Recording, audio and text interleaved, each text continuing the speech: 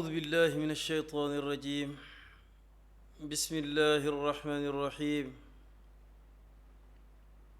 الحمد لله الذي خلق السماوات والأرض وجعل الظلمات والنور، وصلاته وسلامه على المبعوث رحمة وهداية للعالمين، سيدنا ومولانا محمد صلى الله عليه وسلم وعلى آله وأصحابه البررة الكرام. mbokki téléspectateur ak auditeuru Asfiyahi, assalaamu aleykum wa rahmatullahi taala wa barakaatuhu. seen mbokk al ustaad Lamin Samb bu Tiwaawan moo leen di nuyuwaat gannaaw ba ñu ubbee suñu kàddu ci turu borom bi subhaanahu wa taala, julli ci Yonent bi sallallahu alayhi wa sallam, ñaan yàlla li nuyoo lamboo lépp tey ak ëllëg yàlla nañ ko yàlla boole defal. di jiital ci nuyoo bi suñu directeur général di Maam Omar Ndiaye ak mboolem personnelu Asfiyahi bi yépp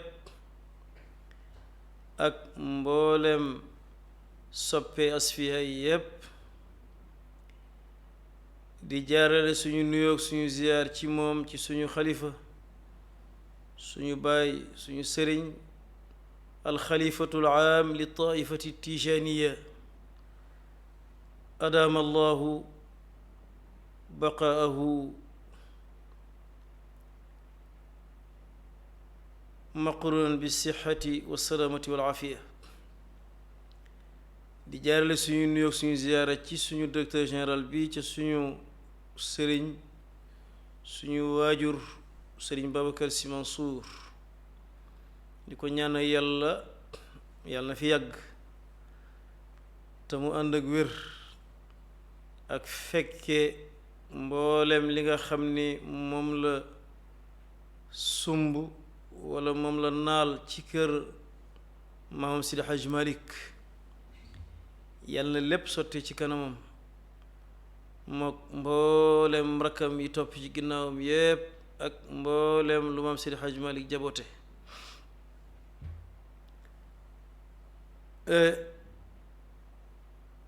di am mbégte nag dellusiwaat tey rek fas yéene continuer programme bi nga xam ni moom la ñu dénk mu di académie du fiqh. yàlla dogal na jeexaloon nañu Laxdari bi nga xam ni moom la ñu njëkkoon a commencé ci académie du fiqh, ak téere yi nga xam ni waxoon nañu ni incha allah taala bu ñu yàlla may wér ak fekkee dinañ ko réviser waat ndax daanaka lu ñuy jàngale amatu fi, waaye nag révision mën naa am nafar. yàlla dogal Laxdari bi jeexaloon nañu ko ba dugg ci deuxième livre bi nga xam ni moo topp ci Laxdari yi ci ñuy jàng ci madhab imam Malik, wala boog li ci gën a siiw fii ci Sénégal ak pays yi nga xamante ni mooy les pays voisins, ay Mali, Guinée, tabarakallahu ak Gambie. li ci gën a bari ci li ñu jàng ci madhab imam Malik daanaka ñaari téere yooyu moo ci jiitu gannaaw durusul awaliya ak yenn téere yi nga xam ni tabarakallahu aju na ci ngiru imam Malik waaye daal li gën a siiw mën nañu wax ni kon mooy téere bi nga xam ni ci la ñu dugg mu di Ashmawi waxoon nañ keroog tabarakallahu defoon nañ présentation bi ci borom téere bi ak fa mu dëkk ak ci ban doctrine la affilié wu woon ak it xam-xam ni mu ko joxe valeur ak liggéey bi mu def nga xam ni payug yàlla rek la ci doon wut yooyu yëpp jaaroon nañ ci suñu émission bi passé mu mel ni dañuy continuer rek tey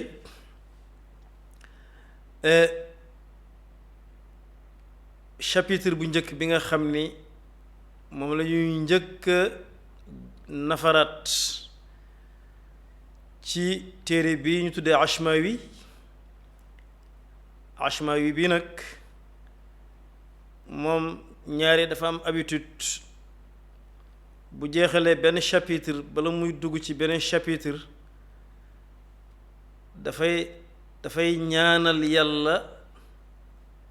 mboolem koo xam ni yittewoo nga téereem bii di ko jàng walla nga di ko déglu mu mel ni loolu lu am solo la fa tabarakallahu ndax it tuyaaba rek la ci bëgg te nag soo ñaanalee sa mbokkum jullit yàlla am na malaaka yoo xamante ni bii seen mission daanaka du dara lu dul soo ñaanalee sa mbokkum jullit te nekku fi malaaka yooyu naan amiin ak yawit maanaam la ngay ñaanal sa mbokk ci lu baax ak yiw dañu naan yàlla kat kii li muy ñaanal mbokkam te newuñu fi yàlla na nga ko jox yiw wu tol noonu mbaa lu ko ëpp fa tabarakallahu léegi nag mu dugg ci chapitre bu njëkk bi mu ni baabu nawaqidul wudu'i muy ce qui entraîne l'annulation des ablutions ci ñenn ñi ni ñu ko traduire xam nga traduction moom léeg-léeg moo am différence tuuti waaye li am solo rek mooy ñu xam ni daal chapitre bii li ko tax a jóg mooy li yàq njàpp ak li nga xam ni moo koy sabab muy les situations propices waaw yoo xamante ni bii dafa aju ci wàllu njàpp mu ni baabu nawaqidil wudu'i baabun lii buntu la wala chapitre la bu lay leeral baabu nawaqidil wudu'i lii chapitre la buy jàngale yii firi njàpp mooy yi yàq njàpp yi nga xam ni su la arrivé fekkoon nga yore njàpp na nga jàpp ni sa njàpp mooma nga jàppoon yàqu na kon da nga war a dem jàppiwaat mu ubbee ko nag li ma wax sànq rek ñaan gi i'lam waffaqaka allahu taala waaw gis nga mu ni i'lam xamal waffaqaka yàlla na dëppale la allahu yàlla taala aji kawe ji maanaam yàlla defal la réussite waaw parce que tawfiq mooy li ngay ñaan yàlla ba yàlla jox la ko loolu mooy tawfiqu ilaahi mooy li ngay ñaan yàlla ba yàlla jox la ko ba nga teg ci sa bët loola dina firi tawfiq moom it loolu la ñaanal képp koo xamante ni bii yittewoo nga téeréem bii nga xam ni tabarakallahu dafa aju ci wàllu jaamu yàlla mu ni anna nawaqidal wudu'i naka yi firi njàpp mooy yi koy yàq ala qismayni nekk na di ñaari xaaj la muy deux catégories yoo xamante ni bi bu ci nekk dafay yàq njàpp moo tax mu ne anna nawaqidal wudu'i naka yi firi njàpp yi firi mooy yàq xam nga baatu firi ni ngay gis soxna yi léttu ba létt ya dem ba ràpp ñu firi ko waaw tas ko xam nga dafay xaw a nuroog yàq waaw kon firi baatu firi ci maana lugawi wala boog bu ñu ko mënee tuddee sens étymologique bi mooy tas wala yàq waaw waaye yàq la goo xam ni dañ cay jubluwaat defaraat waaw bu ko defee kon ci beneen sens tam dina firi ci wolof baatu firi leeral waaw expliquer waaw chara waaw firil ma baat bi walla firil ma aaya bi firil ma saar wi waaw firi ci boobu sens mooy expliquer ba mu leer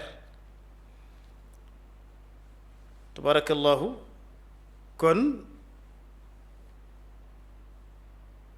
li hadihi alkalima maanin kathira waaw baat bi am na sens yu baree bari yoo xam ni dina koy firi mu ni anna nawaqidal wudu'i naka yi firi njàpp ala qismayni nekk na di ñaari xaaj ahdaathun ay toj la mooy l'annulation yi nga xam ni dafa taqoog doomu aadama yàlla bind ko ak moom muy ànd ak moom et di ko soxla génne léeg-léeg yoo xam ne dafay génn ci moom mu nekk natiiru doomu aadama yàlla mooñaale ko ak loolu muy ahdaathun ay toj la wa asbaabu ahdaathin ak ay sababi toj mooy les causes wala boog les situations propices ci ñennat ci ni ñu ko traduire foofu yooyu nag ay sabab la ay cause la yoo xam ni mooy tax njàpp ma yàqu bokkul ak nag yi nga xam ni yàlla daf la bindale ak moom mooñaale la ak moom waaw su ko defee ñaari catégorie yooyu yépp tabarakallahu benn bu ci nekk incha allah dañ ko faram-fàcce kemtalaayu li ñu waxtu wi may mu ni fa amal ahdaasu ndal toj ya mooy les annulations amma mooy kanta waaw fa amal ahdaasu wolof ni mooy ndal toj ya wala kanta yi nga xam ni mooy yàq njàpp te mu taqoog yow fa xamsatun juróom la 5 la waaw yoo xamante ni bii dafa taqoog nit yàlla mooñaale ko ak moom te bu la arrivé sa njàpp yàqu nee na juróomi yëf la thalathatun ñett ya waaw ñett ci juróom yooyu 5 yooyu ñu wax minal qubuli mi ngi génn ci kanam waaw ci kanamu suuf mi ngi génn ci kanamu suuf su ma nee kanamu suuf nag tabarakallahu boroomi xel lay waxal te mag ñi seen lépp dañ ko wodd ndax booy waxe ki boroomi xel tabarakalla am na ca yoo xamante ni bii war ngaa mën a wodd wax ja ba ku ko dégg xam la nga bëgg a wax te dara ci ñàkki teggin du ko lal lu am solo la yal na yàlla fayal ñu leen ñoom mag ñi minal qubuli mi ngi tukkee ci kanamu góor walla kanamu jigéen ci suuf maanaam ñu gën ko miñ ci sexe ci góor walla ci jigéen kon ñett yi minal qubuli mi ngi tukkee ci kanamam lay génne benn góor walla muy jigéen wa hiya ñett yooyu al masyu mooy masyu ndox la muy génn ci kanamu góor ak jigéen am na ñu ko tuddee liquide blanc wala pré-éjaculation pré-éjaculatoire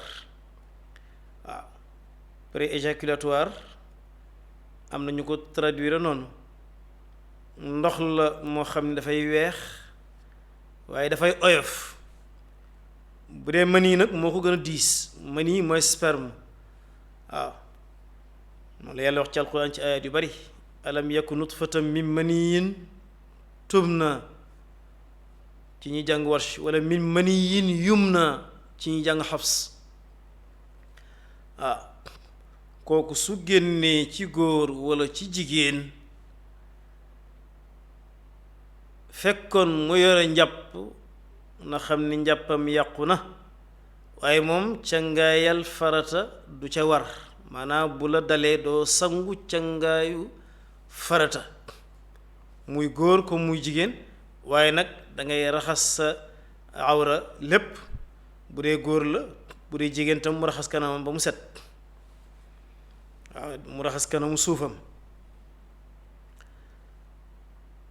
kon waxiya ñoom ñett yi ci njëkk te muy génn ci kanamu góor ak jigéen al masyu mooy masyu wal wadiyu ak wadiyu tam dinañ ko wax liquide prostatique waaw liquide prostatique wala liquide urinaire bu fekkee mën nañ ko traduire noonu ba tey ndax moom ndox muy des la muy tag waaw saw lay doon moo xam ni lay tax muy am mooy su fekkente ni góor surtout lay gën a dal ndax ni yàlla binde organu jigéen ak góor du benn li góor soxla ci ferlu ba tuur ndoxam jeex jigéen soxlawu ko ndax bokkuñu ñu yàlla binde lay tax muy am nag mooy léeg-léeg tuur ndox te doo ferlu toog ba sa tuur ndox jeex nga defaru ba set jóg doxantu waaw noyyiwaat ba li tag ci naq bi lépp wàcc nga soog a ratt ba mu set nga raxas bu fekkee loolu amul dinay faral di génn ci jamono boo xamante ni bi dangaa tuur ndox te ferluwoo lu doy war la nag lu yéeme la te bari na koo xamante ni bii dinay julli ba bijaaw weex tal te mësul julli gu wér julli gu ñu nangu nag yàlla ko xam waaye mësul julli gu wér suñu bàyyi Sëriñ Babacar Sy Abdou Aziz yal na yàlla guddal faram te mooy ko wér daanaka waxtaanam yu bare bari muy conférence muy gàmmu ak jataayu yeneen diine ak lu mu xat-xat néew na lu muy waxtaan ba noppi te fàttaliwul ñaar moo di julli ak wàllu ferlu loolu yaakaar naa ku min ay jataayam wala nga yàgg koo déglu di nga dégg muy faral di ko bari lool muy lu am solo nag fa tabarakallah lu ñu xaw a safantal la waaye lu yéeme la wal wadiyu kon loolu mooy wadiyu muy liquide prostatique kooku tam bu génnee ci yow fekkoon nga yore njàpp xamal ni njàpp ma yàqu na faw dangay raxas gannaaw boo ferloo ba noppi daal dem jàppiwaat wal bawlu ak saw waaw saw muy tuur ndox waaw mag ñi di ko wax tuur ndox tabarakallahu ci seen teggin yooyu yal na yàlla fayal ñu leen bu fekkoon tam nga jàpp ba noppi tam bëgg a tuur ndox demal tuuri ndox kon soo tuuree ndox ba noppi njàpp ma yàqu na gis nga bari na loo xamante ni bii lu mat di bàyyi xel la ci yu mel noonu ndax léeg-léeg gis ku bëgg a tuur ndox bëgg a julli walla mu soxla boppam bëgg a dem gannaaw kër mu yëg ko ci yaramam waaye léeg-léeg tayal jàpp ko mu ne ah man de tay naa fee nekk di jàpp walla may dem di waajaat te xamoo ni li war a génn su génnu dafay delluwaat ci sa yaram te delluwaat googu muy delluwaat ci sa yaram benn muy tuur ndox walla muy dem gannaaw kër lenn lu delluwaat ci sa biir rekk mën na laa jural jàngoro yoo xamante ni doo xam fu mu doo xam nu muy mujje yaa ni ci Yàlla musal bi ci des mooy itam léeg-léeg mën nga koo bàyyi dem ba kàbba di julli yëf yi gën laa sonal léeg-léeg gis kuy julli di taxañ julli gi di ko yàkkamti fekk la tax mu di ko def benn soxla woon boppam ba war a tuurul ndox walla mu war a dem demul gannaaw kër mu téye ko ni xaaral mu julleek moom su ko defee nag julli ga teewlu ga ca war a am du ko mën a am parce que ragal na ni tey jii bu sëggee tey jii am na lu mën a génn walla boog ngelaw li war a ne ci biiram war a génn au lieu que mu bàyyi ko mu génn waaye da koy naj su ko defee nag bu bëggee julleek moom na mu war a concentré woo ci sëgg ba siggi ba ak toogaay ak temps bu mu war a jël yépp dootu ca mën a am waaw te julli gu teewlu amul nag dalul xel loolu kon mbokk yi lu jar a bàyyi xel la waaw léeg-léeg am na ñoo xam ne dañu man de tay naa fee dem rek di tuur ndox di jàppaat ndax dafa sedd am na ñoo xam ni sedd la ñuy taafante laayoo te njàppum sedd nag dafa bokk ci li far bàkkaar waaw al wudu inda al makaari waaw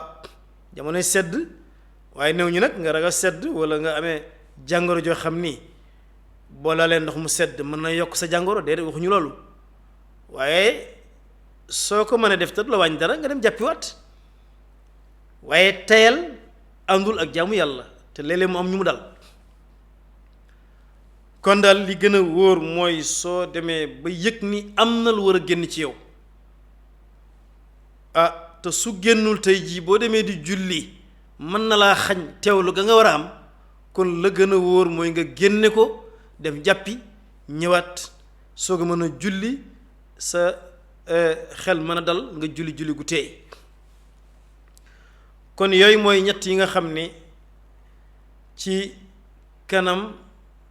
ci kanamu góor ak jigéen lay génne mu ni was naa ni ñaar yi ci des ndax juróom la waxoon mina duburi mi ngi génne ci ginnaaw te dubur moom it dina firi gannaaw waaw Yonent bi sallallahu alayhi wa sallam mi ngi wax ci benn xadis ni man qaraa ayata kursi dubura kulli salatin lam yamnaahu min duxuli janna illa al mawt aw kama qaal sallallahu alayhi wa sallam nee na képp ku taqoo jàng ayata kursi gannaaw julli farata gu nekk dee rek mooy dox sa diggante ak aljanna gis nga dubur boobu gannaaw julli gi juste après julli gi loolu tam dina signifier baatu dubur waaw wa yuwalluuna dubura bali saatu maw'iduhum wa saatu adha wa amar ci suratul qamar waaw kon dubur dina signifier ginnaaw maanaam boo defee dara ba pare dubura salaati après juste la prière wala après lenn geneen jaamu yàlla waaye dubur bii nag mooy gannaaw nit maanaam ak suufam waaw suufam muy njëkkikaayam waaw muy suufam bu ma nee suufam nag mooy fi nga xam ni fa lay demee toilette waaw fa lay demee wanag kon ñaar yi ca des ba tey ca ya nga xam ni dafay yàq njàpp ca ginnaaw lay génne moo tax mu ni wasnaa ni ñaar ya mina duburi mi ngi tukkee ci ginnaawam wala ci suufu góor ak jigéen wa huma ñoom ñaar alxaayitu mooy dem àll ba mooy cabinet wala défécation mooy dem àll ba war riixu ak ngelawal waaw muy gaz intestinaux waaw comme sortie des gaz intestinaux dinañ ko expliquer noonu muy ngelaw li ngay génne ngelaw boobu fu mu génne ci yow mooy ngelawal fu mu génne ci yow sa njàpp yàqu na boobu nag moom daanaka moo ci gën a xaw a sévère su ma ko mënee waxee noonu ndax moom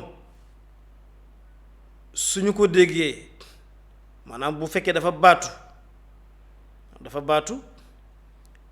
njàpp ma yàqu na walla kenn déggu ko ku dul yow njàpp ma yàqu na su génnee ngeen baal ma su génnee am xet njàpp ma yàqu na su génnee te amul xet njàpp ma yàqu na su la rëccee njàpp ma yàqu na su la rëccul njàpp ma yàqu na kon loolu moom daanaka boo ko seetloo amul dara luñ ci maye amul tolérance te nag mooy ngelaw li war a génn waaw léeg-léeg boo ko najee nag mën na jox sax ay ballonnement waaw te léeg-léeg nga dégg léeg-léeg soo ko téyee lu yàgg da ngay dégg mu yuuxu parce que ngelaw lu war a génn la moom it lu war a génn la te su génnul tam mën na am leneen lu mu def ci sa biir waaye nag du tee nag nga nekk responsable am nekk kilifa nag ci yar sa bopp moom te loola ba ngay doon gone ci lañ la cay yar waaw léeg-léeg nga gis ci mag ñu ñàkk fayda su ma ko mënee waxee noonu waaw nga xam ni fu ñu ko yëgee ni war naa génn dañuy daal di bàyyi mu génn ba noppi di ko jiiñ gone yeeg kenn xamul léeg-léeg nga dégg waaw walla boog nga mu génn ba noppi tabarkalla ku ne taf say bakkan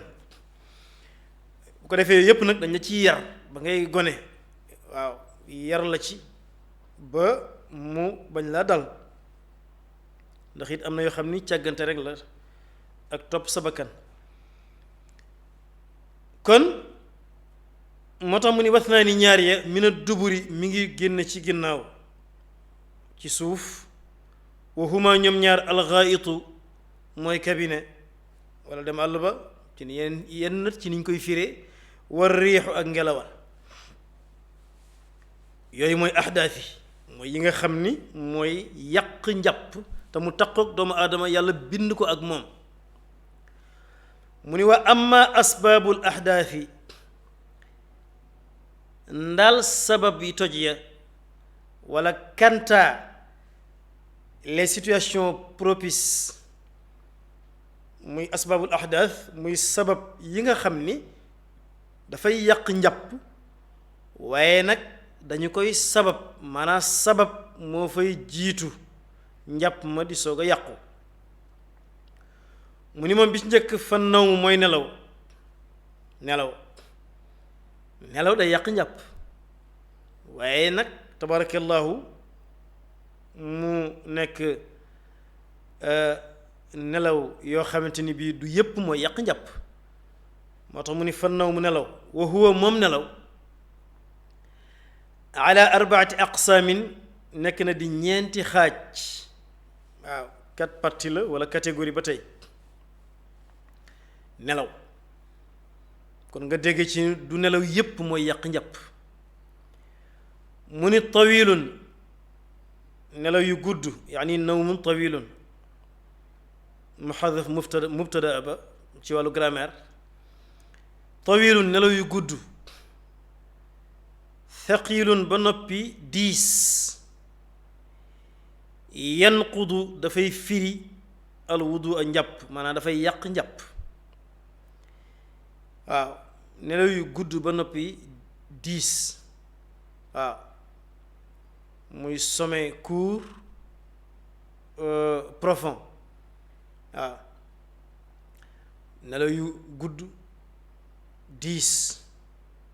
dafay yàq njàpp loolu mooy lan tëdd nga fii daanaka ñaari waxtu 2 heures de temps et nelaw bay xandoor kon soo jógee war nga jàppiwaat moo xam 3 heures nga tëdd wala 4 heures di ko nelaw boo yeewoo war nga dem jàppiwaat waaw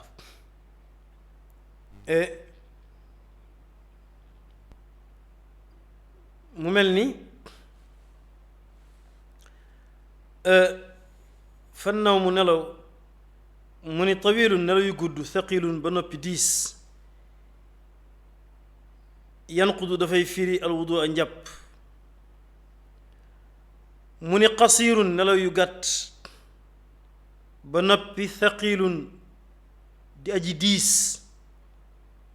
ba tey yanqudu dafay firi dafay yàq alwudu a njàpp nelaw yi gàtt na waaye diis na tëdd nga 30 minutes xam nga 30 minutes bariwul wala 15 minutes sax waaye nelaw ya diis na ba ngay xandoor wala ngay gént sax kon soo jógee war ngaa jàppiwaat moo tax mu ne qasiru nelaw yu gàtt thaqilum ba noppi diis yanqudu dafay firi al wudu a njàpp aydan ba tey mu ne qasiru nelaw yu gàtt ba noppi xafifun woyof muy sommeil léger laa yanqudu du firi du yàq al wudu a njàpp nelaw yu woyof ba noppi gàtt du yàq njàpp maanaa tey tëdd nga fii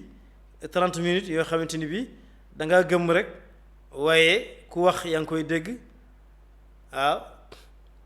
ku li ñuy wax yépp dara réeru la ci waaw su boobaa nelaw yooyu du yàq njàpp mu ni tawilun ba tey nelaw yu gudd xafifun ba noppi woyof yustahabu soppeef na mooy il est préférable waaw yustahabu soppeef na minhu ci mu alwudu njàpp waaw donc il est préférable de refaire les ablutions ou de reprendre les ablutions nelaw yu gudd ba noppi woyof mooy tëdd nga fi kat 1 heure de temps wala 45 minutes mbaa lu ko ëpp sax waaye gëmmuloo defoo dara xawma nelawuloo ku wax yaa ngi koy dégg kon loolu nelaw yi gudd na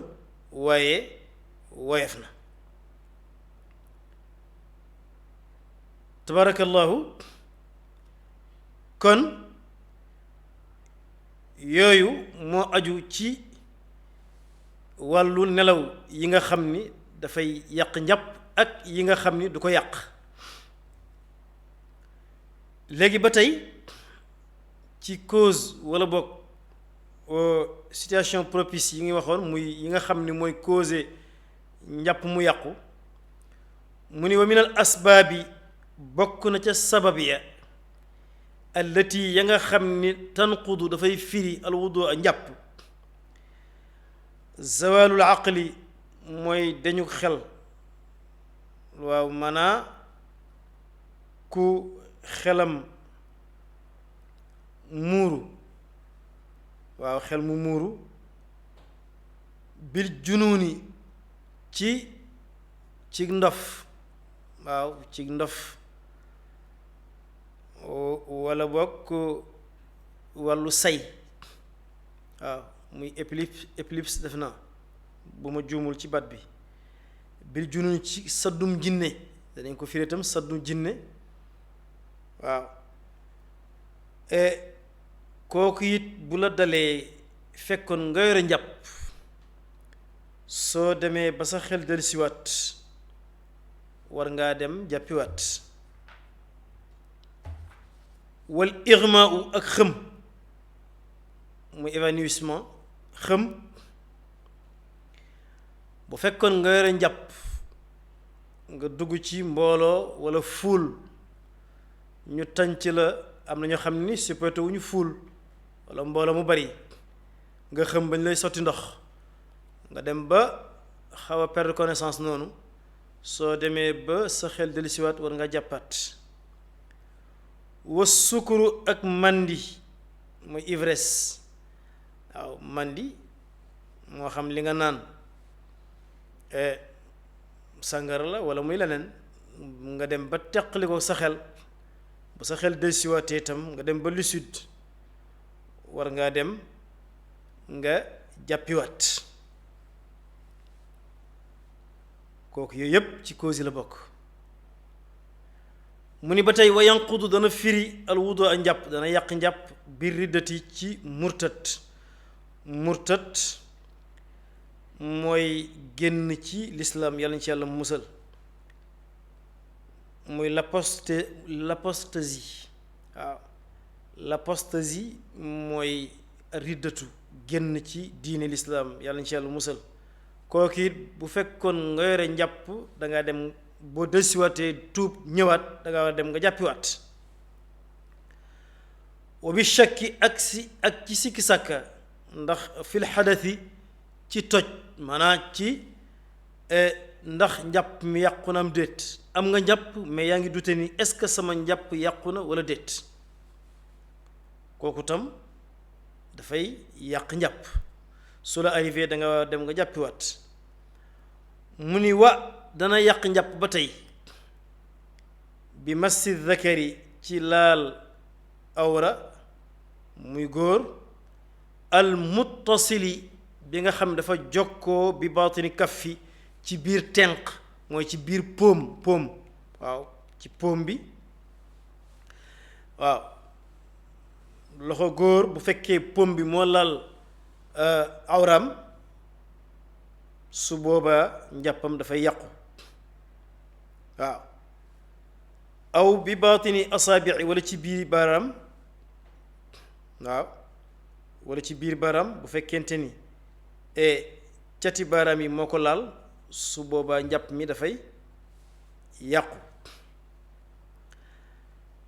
mu ni walaw bi asbuin donte as baaraam la sax zaid bu dolleeku waaw mu nekk un doigt surnuméraire waaw mu nekk baaraam bu ndaw boo xam ni dafa dolleeku fii moo tax mu ni walaw bi asbuin donte as baaraam la zaidin bu dolleeku in xassa ndem dana yëg mettit bu ñu ko dompee gis nga bu fekkee da nga am baaraam bu ndaw fii genre picc lay doon bu mag waaye soo ko dompee di yëg douleur su boobaa dañ koy considérer comme baaraam yi maanaam cati biir baaraam yi lañ koy considérer su laalee sa awra njàpp mi dafay yàqu mais su fekkente ni boo ko dompee doo yëg dara su boobaa du yàq njàpp mi mu mel ni kon yooyu mooy yi nga xam ni dafay yàq njàpp ak yi nga xam ni moo koy sabab moo koy causé mu mel ni kon fa tabarakallahu loolu moo nekkoon chapitre bi njëkk ci deuxième téere bii di Ashmawi xam naa incha allah taala bu ñu yàlla mayee ñu fekkewaat yàlla na yàlla may ñu fekkewaat ñu daldi continuer rek chapitre bi ndax des na bala ñuy dugg ci beneen chapitre bi yàlla na yàlla may ñu dégg ak topp lépp lu ñu ci wax yàlla nay noonu lu ñu ci juum tam walla lu ñu fàttee ñu ngi xaar conseil yi ak critique yi tabarakallahu te ñu bañ a yam rek ci émission bi neex na déglu nañ ko seetaan nañ ko ñu ngi ñaan yàlla et surtout mbokku daara yi mbokku taalibe yi ñu ngi sàkku ci yéen daal bu leen ñu baal dara ndax it loolu mooy defar liggéey bi ndax nit day fàtte di juum ba tax na lépp luñ ci wax ci njuumte walla ñu génne kàddu goo xam ni teggin woddu ko ñu ngi xaar nasaaix yooyu yëpp ak irshadaat yi ak tawjihaat yi waaw tabarakallahu